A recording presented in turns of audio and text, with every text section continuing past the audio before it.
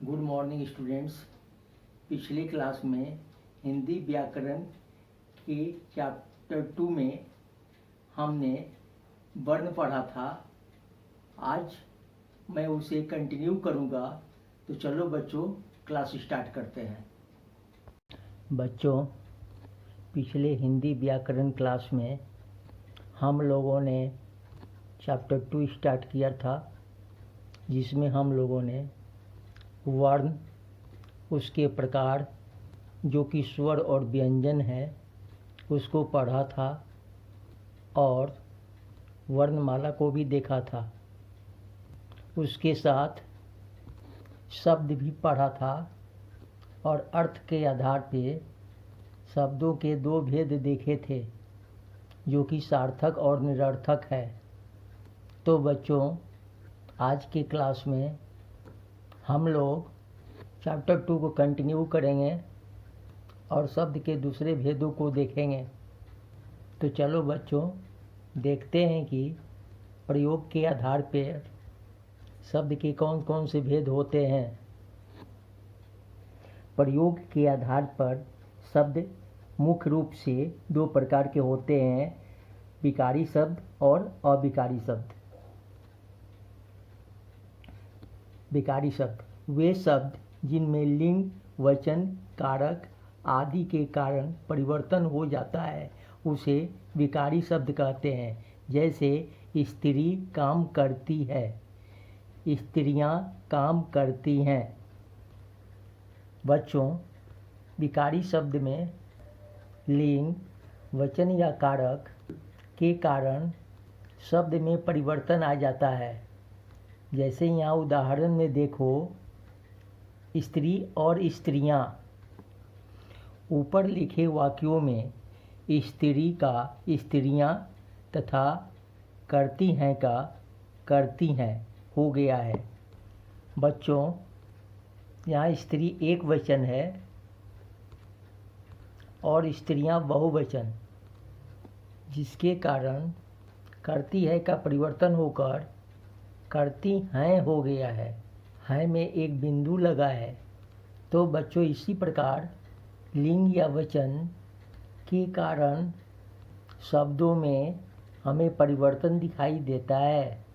तो चलो अब अविकारी शब्द देखते हैं। अविकारी शब्द वे शब्द जिनके रूप में कभी परिवर्तन नहीं होता है, उसे अविकारी शब्द कहते हैं। जैसे मैं धीरे धीरे घर गया, हम धीरे धीरे घर गए। बच्चों, अविकारी शब्दों में कोई भी परिवर्तन देखने को नहीं मिलता। जैसे उदाहरण में देखा आपने, मैं शब्द हम में परिवर्तित हो गया है, लेकिन धीरे धीरे में कोई परिवर्तन नहीं हुआ है। तो धीरे धीरे शब्द आपका अविकारी शब्द है।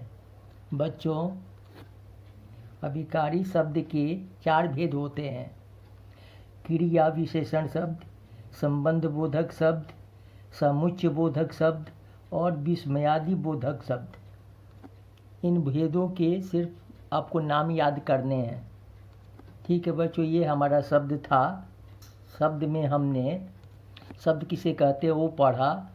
अर्थ के आधार पर उसके 2 भेद देखे, जो कि सार्थक और निरर्थक है, और प्रयोग के आधार पर भी उसके मुख्य 2 रूप देखे, जो कि विकारी और अविकारी है, और अविकारी के भी हमने 4 भेद पढ़े। ठीक है बच्चों, अब हम वर्तनी पढ़ेंगे। वर्तनी शब्दों को लिखने का ढंग वर्तनी कहलाता है। वर्तनी का सीधा संबंध उच्चारण से है, अतः किसी शब्द को हम जिस प्रकार बोलते हैं उसी प्रकार उसे लिखते भी हैं। यदि हम शुद्ध भाषा लिखना चाहते हैं तो उसके लिए शुद्ध उच्चारण करने का ज्ञान होना आवश्यक है। बच्चों, वर्तनी का अर्थ है शब्दों को शुद्ध रूप से लिखना। उसके लिए हमें उसका शुद्ध उच्चारण भी आना चाहिए। तो चलो बच्चों उदाहरण से समझते हैं। बच्चों यहाँ शुद्ध और अशुद्ध शब्द दिए हुए हैं। पहला अध्यापिका। बच्चों इसमें देखो कि अध्यापिका का शुद्ध और अशुद्ध दोनों शब्द लिखा हुआ है। दोनों का उच्चारण बिल्कुल समान है, लेकिन लिखने के समय अशुद्ध वाक्य में प में बड़ी का मात्रा है, जबकि शुद्ध वाक्य में प में छोटी का मात्रा है। तो बच्चों शुद्ध वाक्य लिखने के लिए हमें मात्रा को समझना पड़ेगा और उसका शुद्ध उच्चारण भी करना होगा। अब दूसरा शब्द देखो, ऊंचा, जो कि अशुद्ध शब्द है। इसका शुद्ध रूप ऊंचा होगा, जिसमें हम बड़ी ऊ की मात्रा प्रयोग करेंगे। तो बच्चों इसी प्रकार वर्तनी में हमें शुद्ध और अशुद्ध लिखने का ज्ञान होता है, जिसके लिए हमें उच्चारण भी सीखना पड़ता है। ठीक है बच्चों, अब हम लोग मात्राएं पढ़ेंगे। व्यंजनों के उच्चारण में जिन स्वर चिन्हों का प्रयोग किया जाता है उसे मात्रा कहते हैं।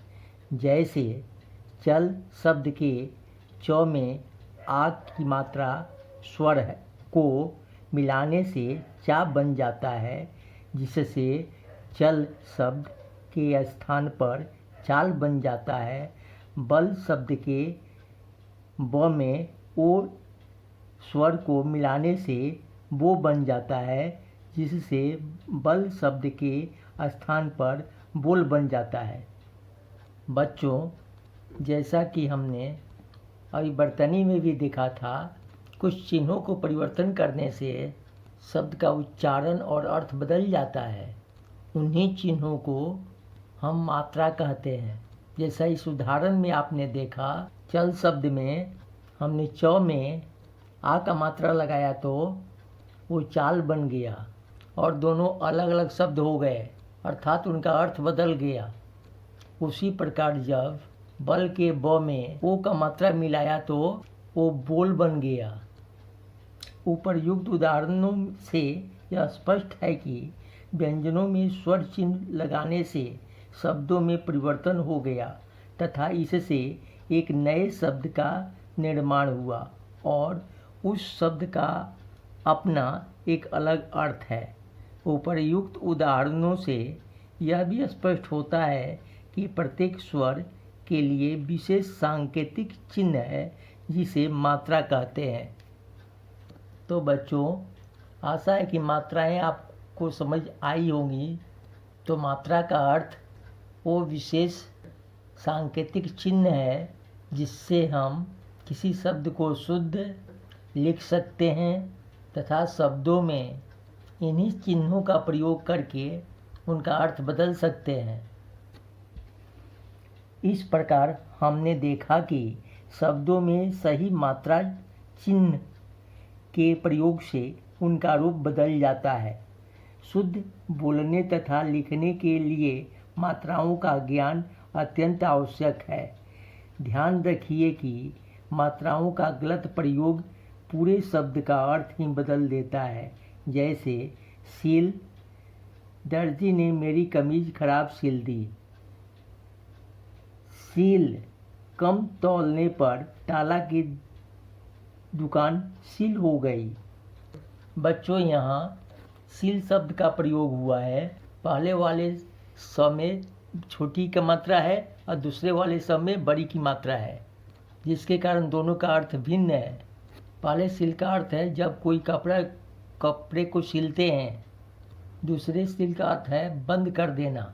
एक और उदाहरण देखते हैं। दिन, मैंने आज दिन भर खेत में काम किया। दूसरा दिन, हमें दिन दुखियों की सहायता करनी चाहिए। पहले दिन का अर्थ है सुबह, दूसरे दिन का अर्थ है गरीबी। तो बच्चों आपने समझा कुछ सांकेतिक चिन्ह से कैसे शब्द शुद्ध बन जाता है और उनके अर्थ भी बदल जाता है। ठीक है बच्चों, आज यहीं तक आपका क्लास रहेगा। आज की क्लास में हम लोगों ने प्रयोग के आधार पर शब्दों के भेद देखे, जो कि विकारी अविकारी है, और अविकारी के भी हमने 4 भेद देखे। उसके बाद हमने वर्तनी को पढ़ा, उसके शुद्ध और अशुद्ध रूप को समझा, और फिर मात्राएं पढ़ी और समझा कि कैसे मात्रा शब्दों का अर्थ बदल देती है। तो ठीक है बच्चों, नेक्स्ट क्लास में आप लोग को इसकी एक्सरसाइज का क्वेश्चन आंसर कराऊंगा। आप लोग यहाँ तक अच्छे से पढ़िए और इसे अपने कॉपी में लिखिए। ठीक है बच्चों, आप लोग स्वस्थ रहिए। Thank you.